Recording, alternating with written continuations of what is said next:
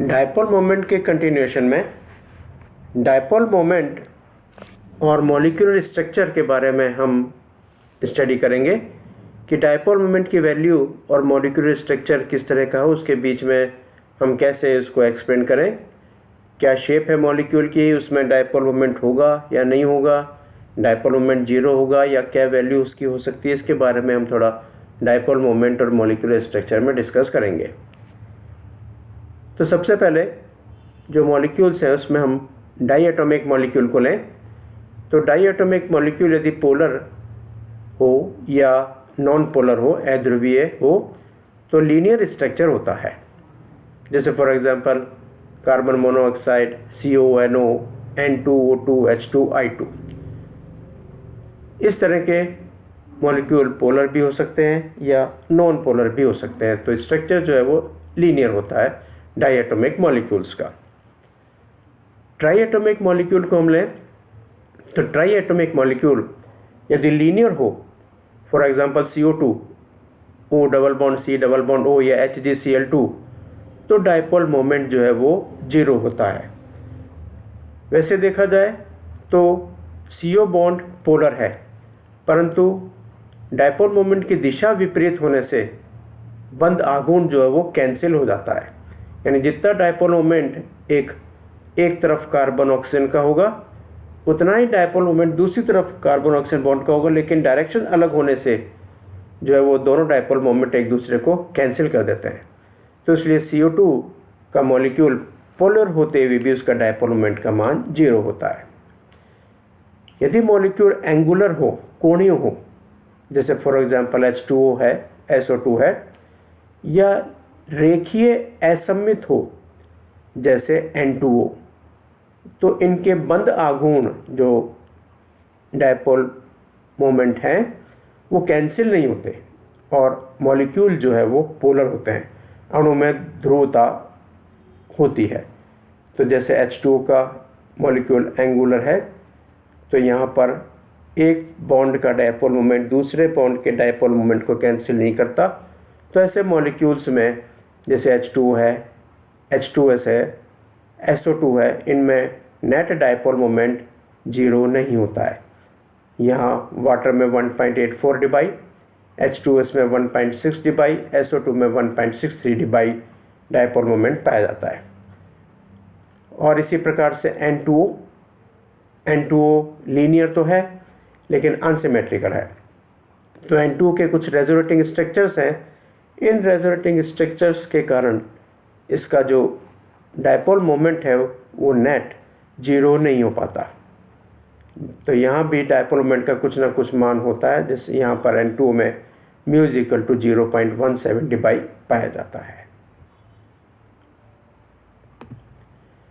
इसी तरह से चतुर्परमाणु अणु अगर है, यानी जहाँ पर 4 मॉलिक्यूल में 4 एटम प्रेजेंट हैं, तो चतुर्परमाणु अणु में समतलीय अणुओं में जैसे for example boron trifluoride, sulphur trioxide BF3SO3 में बंद आघूर्ण जो है वो कैंसिल हो जाता है। परिणाम स्वरूप ऐसे अणु जो हैं वो नॉन पोलर या अध्रुवीय होते हैं, डायपोल मोमेंट का मान जीरो होता है। जैसे ये BF3 है जिसमें एक BF का मोमेंट, दूसरे BF का मोमेंट और तीसरे BF का मोमेंट और एक नेट, इन दोनों का मोमेंट जो है वो इस डायरेक्शन में होता है। तो ये सारे जो है डायपोल मोमेंट एक दूसरे को कैंसिल कर देते हैं, तो यहाँ μ = 0। इसी प्रकार से सल्फर ट्राइऑक्साइड में भी नेट डायपोल मोमेंट जो है वो जीरो होता है। अमोनिया अणु का डायपोल मोमेंट जो है वो हाई होता है, 1.4 dBi है। इसकी हाई वैल्यू ये बताती है कि अणु जो है वो सममित नहीं है, सिमेट्रिकल नहीं है। अमोनिया अणु की संरचना को हम त्रिभुजाकार पिरामिडीय मानकर इसके डायपोल मोमेंट को समझा सकते हैं, जिसमें 3 हाइड्रोजन परमाणु त्रिभुजीय आधार के कोनों पर और नाइट्रोजन परमाणु पिरामिड के टॉप एपेक्स पर होता है। इसी प्रकार से PF3 और PCl3 की संरचना को समझाया जा सकता है। जैसे ये अमोनिया का मॉलिक्यूल जो है वो सममित नहीं है, इसकी ये त्रिभुजाकार पिरामिडीय संरचना है जिसका एक लोन पेयर, इसका डायपोल मोमेंट ही ऊपर डायरेक्शन में है, तो नेट डायपोल मोमेंट की डायरेक्शन एक ही तरफ हो गई, इसलिए यहाँ डायपोल मोमेंट जीरो नहीं हुआ। इसी तरह से PF3 में भी जो है वो डायपोल मोमेंट कुछ ना कुछ अवश्य होता है। नेक्स्ट है पंच परमाणु अणु, जहाँ पर 5 एटम होंगे, जैसे CH4, SnCl4, NiCl4, ZnCl4 आदि, ये सारे सममित अणु हैं। इनकी संरचनाएं समचतुष्फलकीय होती है, अतः इनके डायपोल मोमेंट जो है वो शून्य है। तो समचतुष्फलकीय संरचना है तो डायपोल मोमेंट का मान 0 होगा। इसी तरह से कुछ कॉम्प्लेक्स मॉलिक्यूल हैं, इसी में हम एग्जाम्पल के रूप में लेते हैं, जैसे ये टेट्राएमीन कॉपर +2 चार्ज, टेट्रासाइनोनिक्लेट +2, टेट्राएमीन निकल +2, ये सारे सिमेट्रिकल मॉलिक्यूल हैं। इनकी स्क्वायर प्लेनर वर्गाकार समतलीय संरचनाएं होती हैं, जिसके कारण इनके डायपोल मोमेंट के मान भी 0 होते हैं। इसी तरह से SF4, TeCl4 आदि असममित अणु हैं। ये ध्रुवीय अणु तो हैं, इनकी संरचनाएं विकृत चतुष्फलकीय होती हैं, जिसके कारण केंद्रीय परमाणु पर इलेक्ट्रॉन युग्म, जिसका कारण क्या है, केंद्रीय परमाणु पर इलेक्ट्रॉन युग्म की उपस्थिति होती है। अगर पॉलीएटॉमिक मॉलिक्यूल है, बहुपरमाणु अणु है, जैसे PCl5, PF5, SF6, ये सारे सिमेट्रिकल अणु हैं। इनमें सब में डायपोल मोमेंट के मान 0 होते हैं। तो अगर वर्गाकार समतलीय संरचना है तो डायपोल मोमेंट 0 होगा, और इस तरह के बहुपरमाणु अणु सममित हैं, सिमेट्रिकल हैं, तो इनके डायपोल मोमेंट के मान भी 0 होते हैं। फॉर एग्जांपल ये हम कह सकते हैं SF6 का स्ट्रक्चर हमने शो कर रखा है, जिसके डायपोल मोमेंट का मान जो है वो 0 होगा। प्रत्येक बॉन्ड का डायपोल मोमेंट एक दूसरे को कैंसिल कर देता है। हम यहाँ डायपोल मोमेंट में एक और लास्ट में एक बात को बताना चाहेंगे कि हम डायपोल मोमेंट के मान की सहायता से जो आइसोमर्स हैं उनमें विभेद कर सकते हैं। वो कहलाती है ज्यामितीय समायोजकता।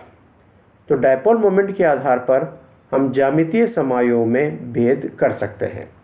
फॉर एग्जांपल हम एक कॉम्प्लेक्स लें, डायमीन डाइक्लोरो प्लेटिनम सेकेंड, तो जिसका ये फार्मूला होता है, ये प्लेटिनम है, इससे 2 अमोनिया लिगेंड्स और 2 क्लोरीन लिगेंड्स अटैच्ड है। अगर इसकी संरचना इस तरह से है जहाँ दोनों अमोनिया और दोनों क्लोरीन ट्रांस हैं, तो इस तरह का जो ये आइसोमर है, समावयव है, वो अध्रुवीय होता है।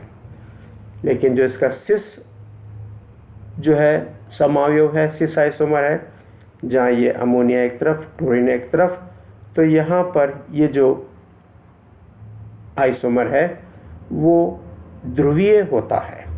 तो यहाँ जो है डायपोल मोमेंट की वैल्यू होगी, या डायपोल मोमेंट का मान 0 होगा। तो अगर डायपोल मोमेंट का मान 0 है तो वो ज्यामितीय समावयव ट्रांस है, और जहाँ डायपोल मोमेंट का मान कुछ आता है तो ज्यामितीय समावयव ज्योमेट्रिकल आइसोमर किस तरह का होगा, सिस होगा।